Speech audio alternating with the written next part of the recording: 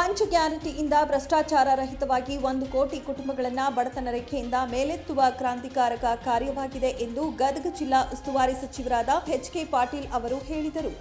ನಗರದ ಜಿಲ್ಲಾ ಪಂಚಾಯತ್ ಸಭಾಂಗಣದಲ್ಲಿ ಮಂಗಳವಾರ ಜರುಗಿದ ಕೆಡಿಪಿ ಸಭೆಯ ಅಧ್ಯಕ್ಷತೆ ವಹಿಸಿ ಮಾತನಾಡಿದ ಅವರು, ಸ್ವಾತಂತ್ರ್ಯ ನಂತರ ಅತ್ಯಂತ ಪರಿಣಾಮಕಾರಿ ಯಾವುದಾದರೂ ಸರ್ಕಾರ ಯೋಜನೆ ಅನುಷ್ಠಾನಗೊಂಡಿದ್ದರೆ ಅದು ಗ್ಯಾರಂಟಿ ಯೋಜನೆಗಳಾಗಿವೆ. ಇದನ್ನು ಜಾರಿಗೊಳಿಸಿದ ಮುಖ್ಯಮಂತ್ರಿಗಳು ಮತ್ತು ಉಪಮುಖ್ಯಮಂತ್ರಿಗಳಿಗೆ ಅಭಿನಂದನೆ ಸಲ್ಲಿಸಿದರು. ಗದಗ ಜಿಲ್ಲೆಯಲ್ಲಿ 98.2% ಪ್ರಮಾಣ ಪಂಚ ಗ್ಯಾರಂಟಿ ಯೋಜನೆಗಳು ತಲುಪಿದೆ. ಇನ್ನು 15 ದಿನಗಳಲ್ಲಿ 99% ತಲುಪುತ್ತೇವೆ ಎಂದು ವಿಶ್ವಾಸ ವ್ಯಕ್ತಪಡಿಸಿದರು. ಗದಗ ಜಿಲ್ಲೆಯು ನೂತನ ಜಿಲ್ಲೆಯಾದರೂ ಸಾಧನೆಯಲ್ಲಿ ಯಾವುದೇ ಕಾರಣಕ್ಕೂ ಅಭಿವೃದ್ಧಿಯಲ್ಲಿ ಹಿಂದೆ ಉಳಿದಿಲ್ಲ.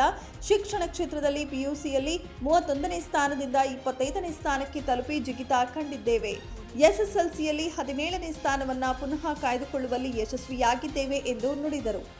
ಕರ್ನಾಟಕ ರಾಜ್ಯ ಗ್ಯಾರಂಟಿ ಅನುಷ್ಠಾನ ಪ್ರಾಧಿಕಾರದ ಅಧ್ಯಕ್ಷರಾದ ಎಚ್.ಎಂ. ರೇವಣ್ಣ ಅವರು ಮಾತನಾಡಿ, ಗೃಹಲಕ್ಷ್ಮಿ ಯೋಜನೆಯಿಂದ ಮಹಿಳೆಯರಲ್ಲಿ 18% ಖರೀದಿ ಸಾಮರ್ಥ್ಯ ಹೆಚ್ಚಾಗಿದೆ. ಜಿಡಿಪಿಯಲ್ಲಿ ಕರ್ನಾಟಕ ರಾಜ್ಯ ದೇಶದಲ್ಲಿಯೇ ಮುಂದಿದೆ ಮತ್ತು ಗ್ಯಾರಂಟಿಯಿಂದಾಗಿ ಅಭಿವೃದ್ಧಿ ಕುಂಠಿತವಾಗಿಲ್ಲ ಎಂದು ಹೇಳಿದರು. ಈ ಸಂದರ್ಭದಲ್ಲಿ ವಿಧಾನ ಪರಿಷತ್ ಶಾಸಕ ಎಸ್.ವಿ.